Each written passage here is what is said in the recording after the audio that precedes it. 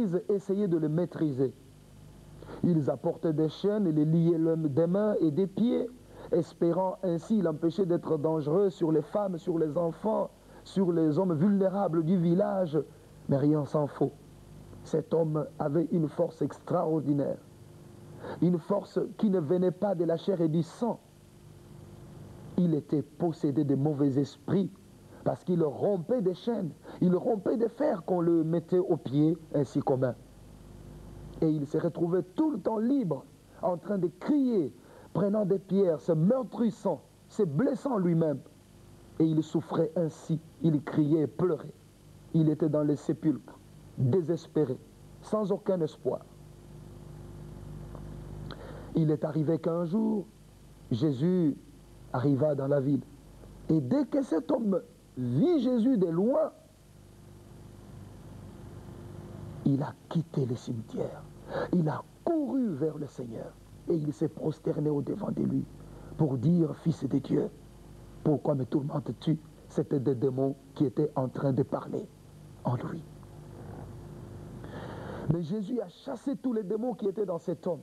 Et les démons ont obéi au Seigneur. Ils sont partis. Cet homme a retrouvé la liberté. La Bible nous dit que cet homme a retrouvé la liberté. Il s'est lavé, il est devenu propre. Il s'est assis, il était vêtu. Il avait recouvré son bon sens à partir de sa rencontre avec Jésus.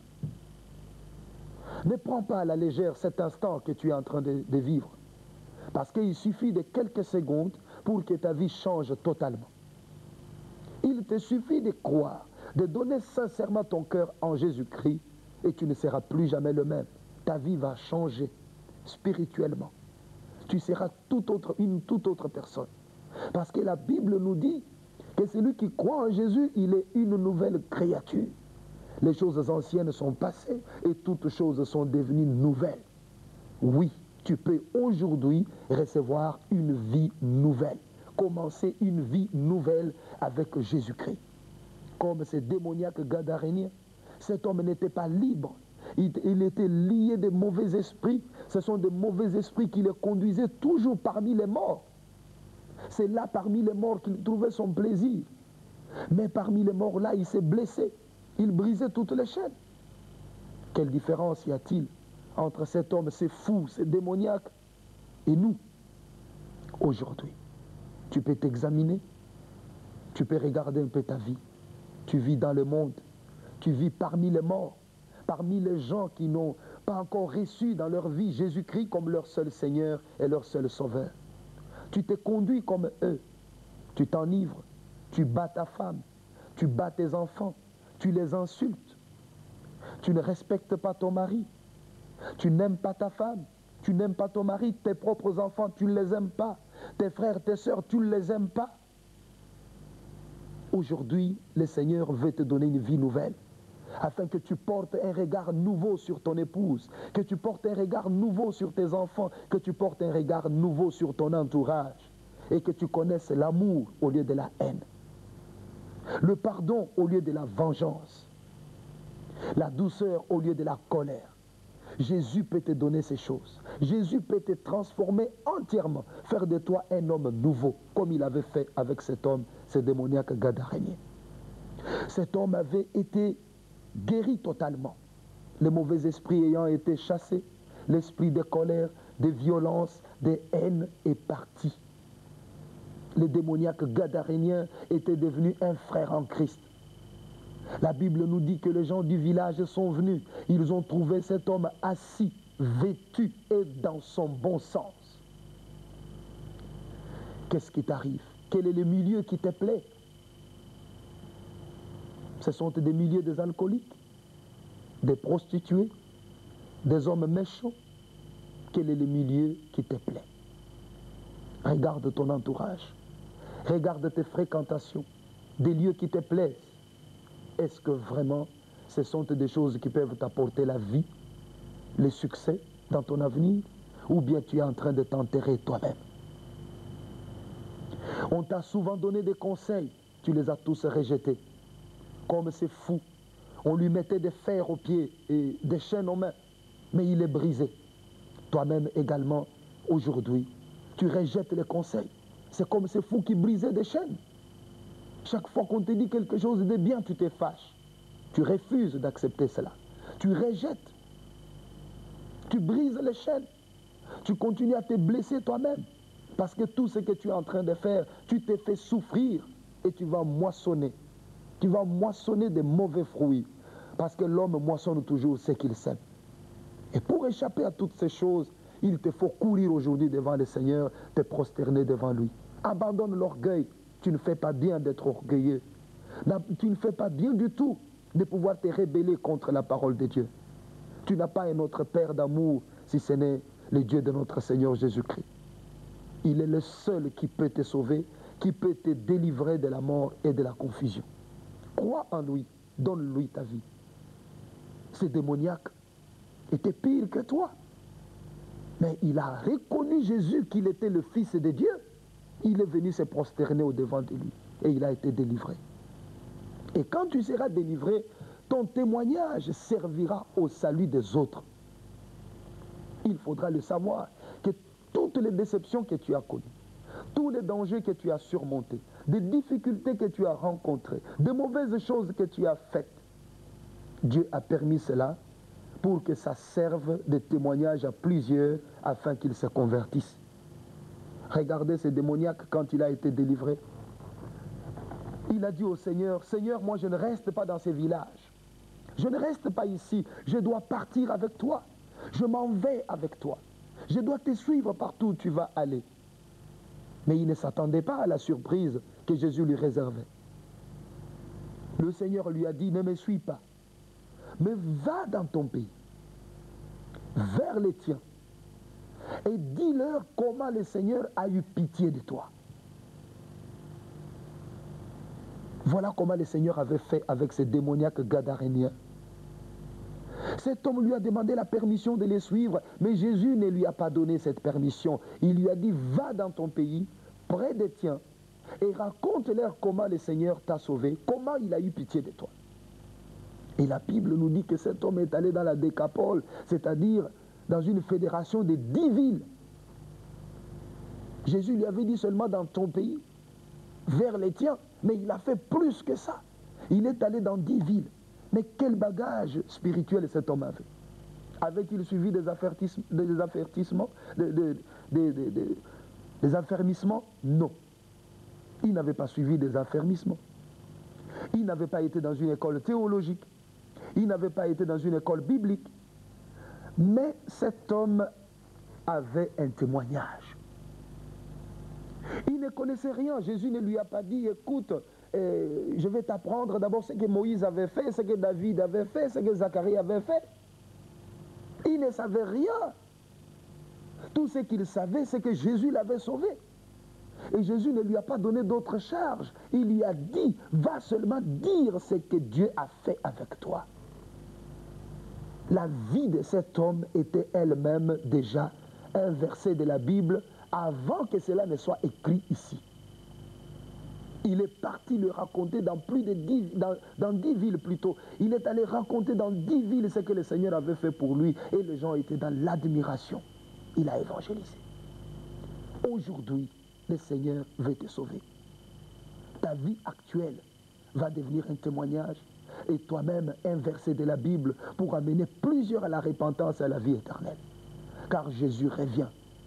Jésus revient, c'est le temps de l'annoncer, c'est le temps de le répéter pour que l'Église soit éveillée et ne se conduise pas comme si le Seigneur ne va pas revenir. Puisque aujourd'hui, en regardant la conduite de plusieurs d'entre nous, c'est comme si nous n'attendons plus le retour du Seigneur. Il est important que nous puissions savoir que bientôt là, la trompette va sonner et Jésus va revenir pour prendre son Église. Rappelons-nous de la parabole des 10 vierges. Elles étaient à 10. Elles attendaient le Seigneur. Mais il y avait des sages qui l'attendaient vraiment, avec de l'huile dans la lampe, et les folles qui l'attendaient, mais sans huile dans la lampe, qui étaient complètement distraites, endormies, qui vivaient dans la somnolence. Mais quand le Fils de Dieu est arrivé, les 5 folles n'ont pas pu entrer. Elles ont perdu la gloire à cause de la négligence, parce qu'elles n'ont pas cru que cela pouvait être nécessaire. C'est pourquoi aujourd'hui, il est important que tu te souviennes qu'il y a un sauveur. Dieu a déjà envoyé un sauveur dans le monde. Et ce sauveur s'appelle Jésus-Christ. C'est lui qui était né à Bethléem. C'est lui qui est mort sur la croix à Golgotha. C'est lui qui a vaincu la mort. C'est lui qui est monté dans la gloire. C'est lui qui est assis à la droite du Père. C'est lui qui reviendra pour chercher son église. S'appelle Jésus. Il n'existe pas un autre nom par lequel tu peux être sauvé, si ce n'est le nom du Seigneur Jésus. En haut dans les cieux et en bas sur la terre, c'est ce nom-là qui sauve, qui pardonne le péché, parce que notre Dieu, il est le seul qui est le Dieu d'amour. Le Dieu qui ne se lasse point de pardonner, le Dieu qui reçoit ceux qui s'approchent de lui et qui ne repousse personne. Crois seulement, tu n'as pas d'effort à fournir, tu n'as que la foi à apporter. Parce que tout est gratuit. La mort de Jésus sur la croix est un don de Dieu pour toi, pour ta vie. Le châtiment qui nous donne la paix est tombé sur Jésus. Tu n'as pas à vivre le châtiment de tes iniquités, parce que tout Jésus a porté cela.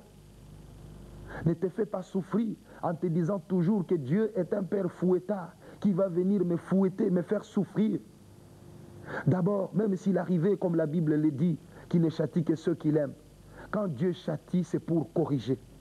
Ce n'est pas pour tuer, pour détruire. C'est pour corriger, ramener son enfant sur le droit chemin. Et il est bon que tu saches que le châtiment n'est pas un rejet. Ce n'est qu'une correction, comme ça se passe dans toutes les familles.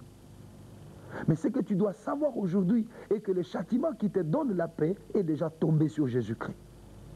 Ce démoniaque gadarénien était là, dans les sépulcres. Sa place était parmi les morts, comme aujourd'hui ta place est parmi ceux qui sont dans le monde. Puisque ceux qui n'ont pas cru en Jésus-Christ, la Bible dit que ce sont des morts. Ta place n'est pas là-bas. Ta place est dans l'église. Si tu avais déjà quitté ton église, retourne auprès de ton pasteur, demande pardon. Et si tu n'as pas encore cru en Jésus-Christ, répands-toi, c'est une urgence. Oui, croire en Jésus est une urgence.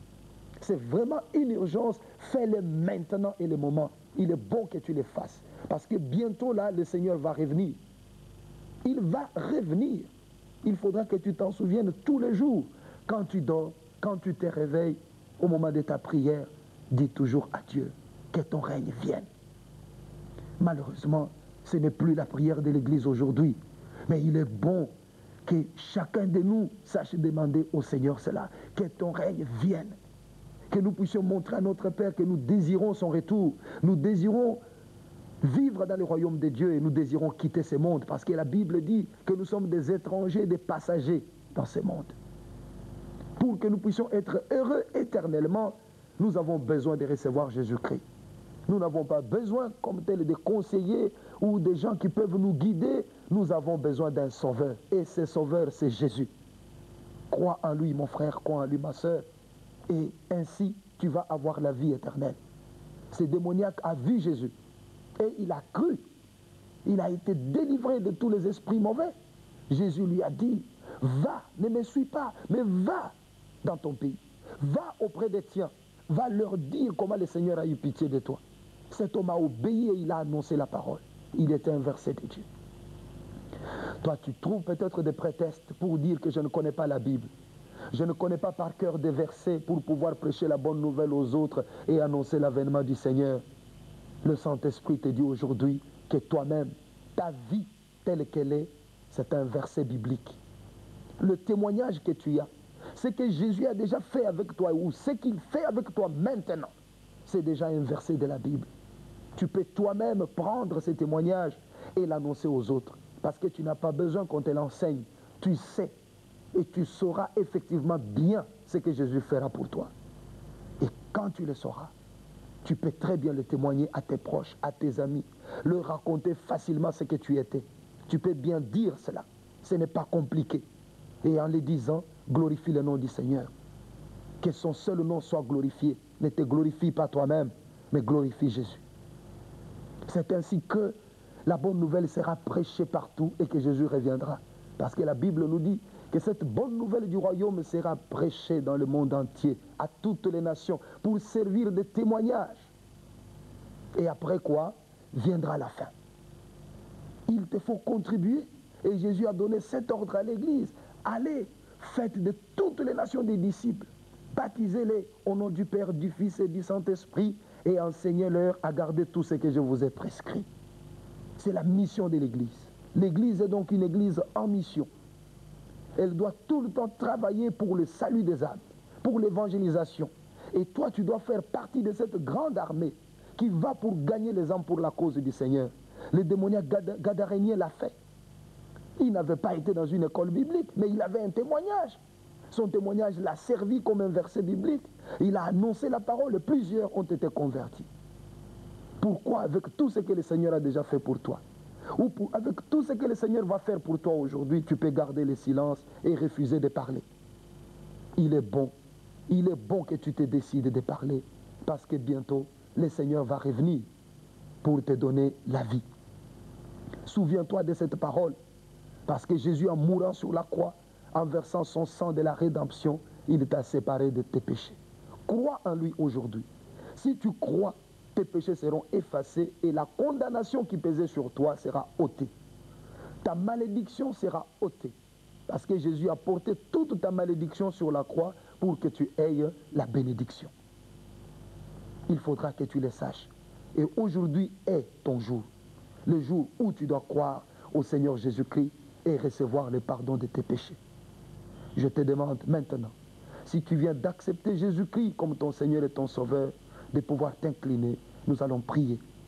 Et si tu avais déjà cru au Seigneur, renouvelle ton alliance avec le Seigneur, rentre dans ton église, va, demande pardon au Seigneur et aux hommes, rentre dans ton église et réconcilie-toi avec ton Seigneur. Toi qui veux bien recevoir Jésus-Christ maintenant, tu vas fermer les yeux, tu vas lever tes mains et nous allons prier. Je t'exhorte vraiment à croire, car croire en Jésus-Christ pour toi aujourd'hui, c'est une urgence. Oui, Seigneur Jésus, je viens auprès de toi pour prier pour mon frère, pour ma soeur, qui vient de se reconnaître pécheur aujourd'hui, qui vient de te recevoir comme son seul Seigneur et son seul Sauveur. Je te prie, mon Dieu, pour que ton sang de la rédemption, qui a coulé sur la croix, le purifie, le sanctifie et l'amène au salut. Délivre mon frère de la malédiction, de la confusion. Fais-le sortir des ténèbres et permets qu'il passe à la lumière. Que désormais, il voit que sa vie est devenue une vie nouvelle, une vie transformée. Toi, le Dieu qui avait transformé la vie du démoniaque gadarénien, tu n'as pas changé. Tu peux changer la vie de mon frère aujourd'hui et tu le fais maintenant. Je te remercie de ce que tu sauves mon frère, de ce que tu sauves ma soeur en ces jours. Je les bénis dans le nom de Jésus-Christ. Amen. Mon frère, ma soeur, tu viens de recevoir Jésus-Christ dans ta vie comme ton seul Seigneur et ton seul Sauveur. Je te demande une seule chose. Ne reste pas à la maison. Va dans l'église la plus proche. Trouve le pasteur de cette église. Demande-lui de prier pour toi. Il priera pour toi. Il te baptisera. Il te donnera des enseignements que tu dois suivre. Tu seras un disciple accompli, prêt pour travailler à l'avènement du royaume de Dieu.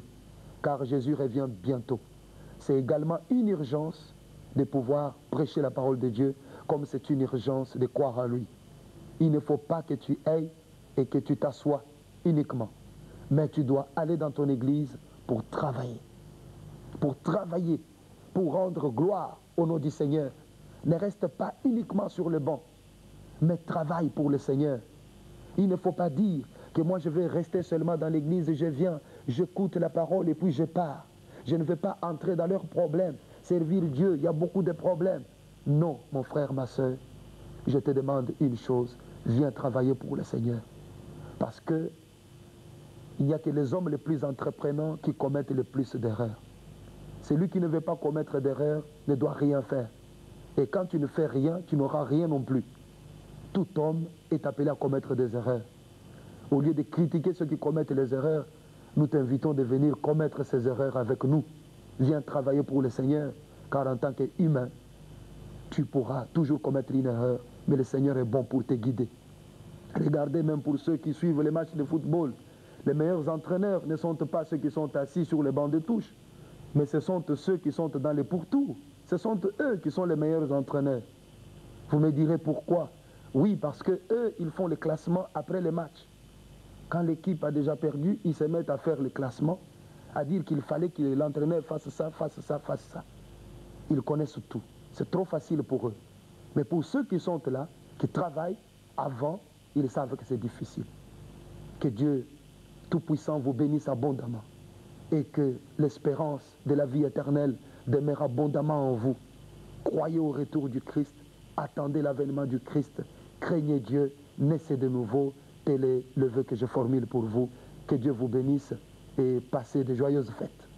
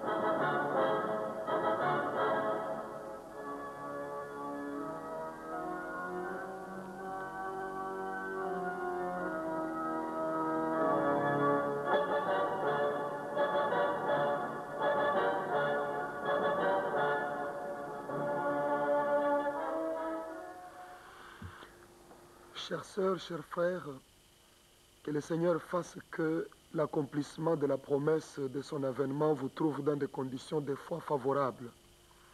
Puisqu'il faudra toujours être prêt, notre Seigneur revient bientôt. Le sujet que nous avons pour aujourd'hui est le suivant. Tu as une dette. Tu as une dette est le sujet que nous avons aujourd'hui. Pour ce, nous commençons avec une lecture dans l'évangile de Matthieu, le 6e chapitre, du 14e au 15e verset.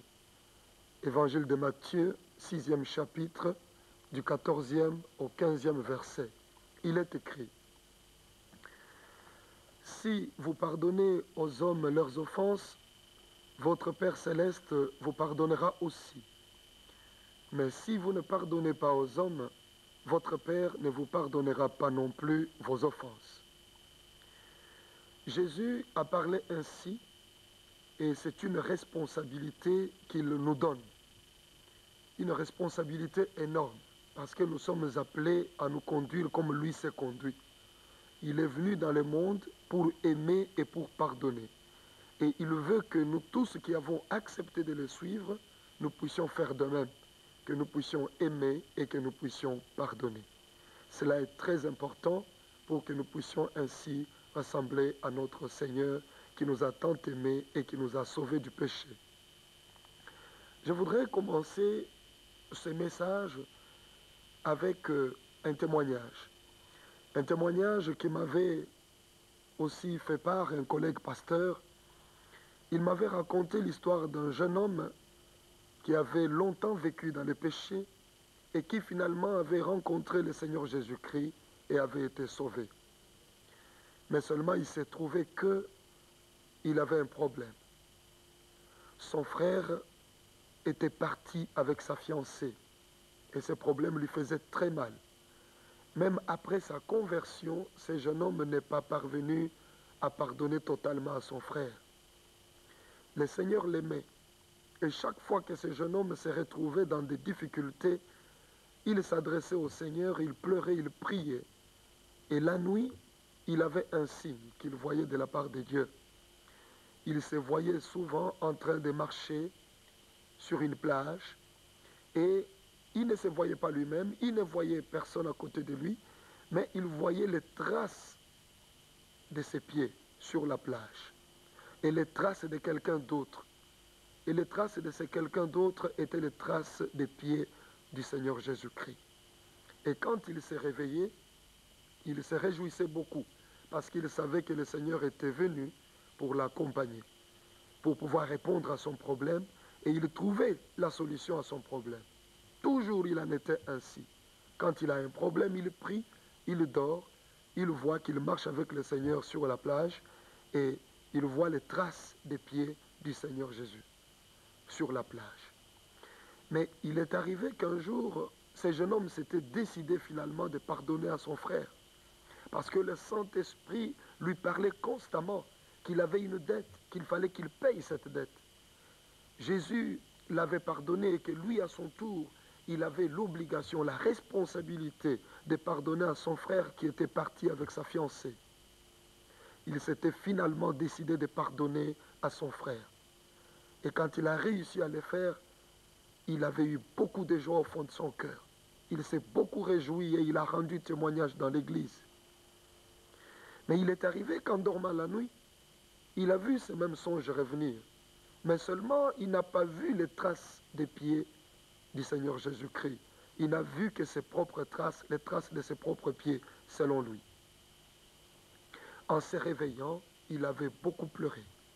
Parce qu'il se disait que le Seigneur l'avait abandonné. Et cela ne se justifiait pas. Il venait pourtant de se réconcilier avec son frère. Il venait de le téléphoner. Il l'avait pardonné de tout son cœur.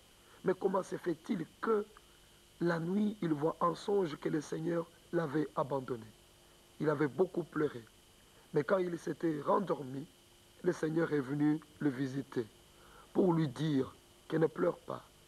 Les traces des pas que tu avais vues sur la plage n'étaient pas les traces de tes pas. C'étaient les traces de mes propres pas. Moi, ton Seigneur. Toi, je t'ai porté dans mes bras. Voilà pourquoi tu n'avais pas vu les traces de tes pas. Parce que tu as retrouvé la vraie communion avec moi maintenant, que tu as pardonné à ton frère de tout ton cœur. Tu as retrouvé une pleine communion avec moi. Voilà pourquoi je t'ai porté et que tu ne voyais pas les traces de tes pas. C'était plutôt mes pas que tu avais vus sur la plage.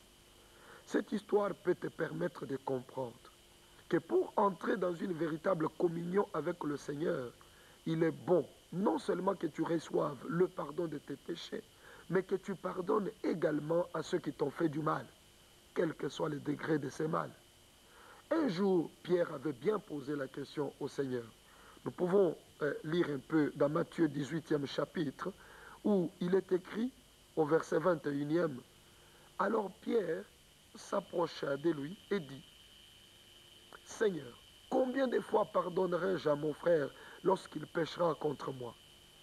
Sera-ce jusqu'à 7 fois? » Jésus lui dit, « Je ne te dis pas jusqu'à 7 fois, mais jusqu'à 70 fois 7 fois. »